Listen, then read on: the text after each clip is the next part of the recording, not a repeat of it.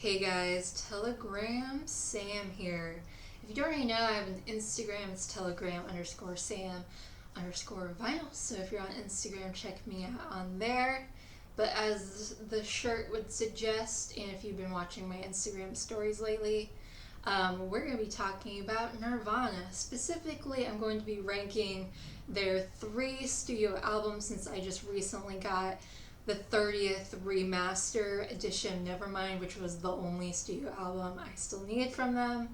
And I actually listened to all 3 albums over the course of last night and this morning, so I got fresh perspective and to make sure my ranking was still to my liking. But yeah, just my opinion. Feel free to share your opinion and your favorite Nirvana albums and releases in the comments. But Nirvana, for me, I have a very personal attachment to. They were the first band I really became obsessed with. They kind of changed me from not just hearing music, but listening to music. And of course, I discovered them when I was around 11 or 12, or like right before I started puberty, when you're just really mad and angry at the world. And I feel like that's when a lot of other people really got into Nirvana. So it's very appropriate. And I just became so obsessed with them, and I just became interested in just their story, their history. They're what got me into other great bands like Melvins, Mudhoney, Flipper, Black Flag, Minor Threat. They really got me into the whole hardcore punk sludge metal thing, which I would say is my favorite genre of music. So I really owe them that. Even though I have evolved since my 12-year-old self discovered them, I'll always say they're still one of my all-time favorite bands. Even a couple days after my 18th birthday, I got the Nirvana smiley face logo tattooed on my ring finger because, they were my first loves, and I just really owe my music love and interest to them. So, yeah, that's a little backstory. But anyways, let's start with my number 3 pick. Probably their most well-known, groundbreaking, history-changing album is my least favorite studio album from them. Nirvana's Nevermind originally came out in 1991. I would describe this as alt-rock, the grunge sound that this album pretty much introduced to the world. This was produced by Butch Vig from the band Garbage. I'm not saying this is a bad album. This is a fantastic album. But do I think it's their best? No. I was reading the backstory and the inspiration that Kurt Cobain got before they started recording, and Kurt Cobain's sort of wish for this album was to mix the whole Bay City Rollers, the Knack sort of pop rock sound with a heavier Black Flag, Black Sabbath sound. And I feel like he did that. I think just because I grew up in Washington State. I was born in 1997. So I grew up in the afterglow of Seattle and Washington in general being on the map. And literally the A-side of this record that has Smells Like Teen Spirit, In Bloom, Come As You Are, Breathe, Lithium, and Polly, some of their most popular songs in their discography, just were played till death on all the radio stations in Washington, probably a lot of other places. And I cannot listen to Smells Like Teen Spirit one more time. Kurt Cobain even said it was one of the worst songs he ever wrote, which is funny since it's their most popular song. But the B-side on this frickin' rocks.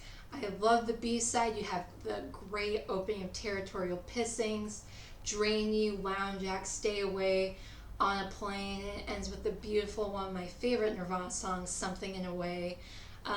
This is a fantastic album, of course, but it's just, I've heard this to death. I mean, maybe if you were an adolescent or even just in your early 20s in the early 90s when this first came out and this was brand new to you, I can understand why you would probably like this more. But since obviously I didn't catch on to it until later on in mid 2000s, late 2000s, I'm so tired of hearing the same 5 songs from them that are on this album. But still a game-changing, history-changing album nonetheless. My second pick, this was tough because after I listened to all these this morning and last night, I was like, is this my number 1 or is it my number 2? I don't know. But I decided to make it my number 2 for a certain reason, which you'll probably find out. But this is In Utero. Came out in 1993, produced by Steve Albini. I don't know, I've heard his name said several different times, but y'all probably know him. But yeah, I love this. This is them sort of returning to their more hardcore punk roots. I would say this is probably their heaviest, fastest punk record in their discography. Alt rock, punk, noise rock, just fantastic. And of course you have some more melodic songs like Penny Royalty, All Apologies, but like Scentless Apprentice, Serve the Servants, Heart-Shaped Box, such a beautiful song. Frances Farmer Will Have Her Revenge on CL. I love that song.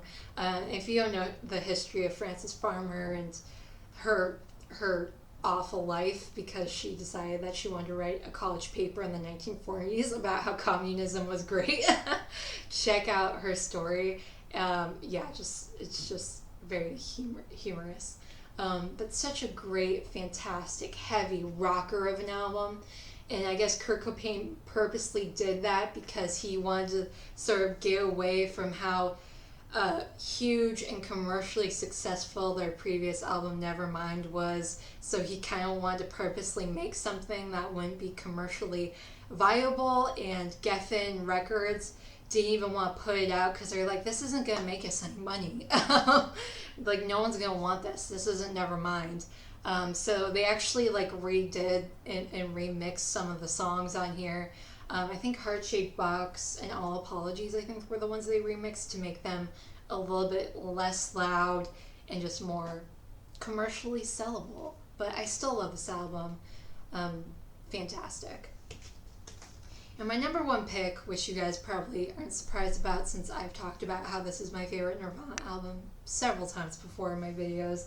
But this is Bleach, 1989, their debut album. I've described this as punk, sludge metal, hard rock, the only album they did for Sub Pop, and this was when their first drummer, Chad Channing, was still in the band. I mean, I feel like this is the perfect middle between Nevermind and In Utero, because it still has the intensity of In Utero, but it still has some of that melodic pop thing that Nevermind has. It's just like the perfect in-between of those two albums. And plus you can really hear the influence of their sort of hometown mentors, the Melvins, Mudhoney. Every time I hear Mark Arm from Mudhoney, I just think of Kurt Cobain. Kurt Cobain literally stole Mark Arm's version of singing and performing. The sort of screaming thing Kurt does is exactly what Mark Arm from Mudhoney and Green River did. And plus the heavy sledge metal thing that the Melvins were known for during that time. Kurt and the Nirvana and the Melvins toured a lot together.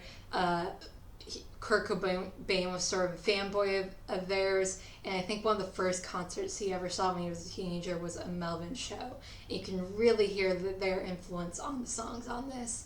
But you have some great sort of lighter songs like Love Buzz, what's the other song? About a Girl. But you also have some hard rockers like the opening bass line to the first song on here, Blue. That's amazing. Love Buzz, Paper Cuts, Negative, Creep, Mr. Mustache, Swap Me. I mean, it's just such a killer album and will always be one of my favorite Nirvana albums. I would say my all-time favorite release ever from Nirvana is their Unplugged album.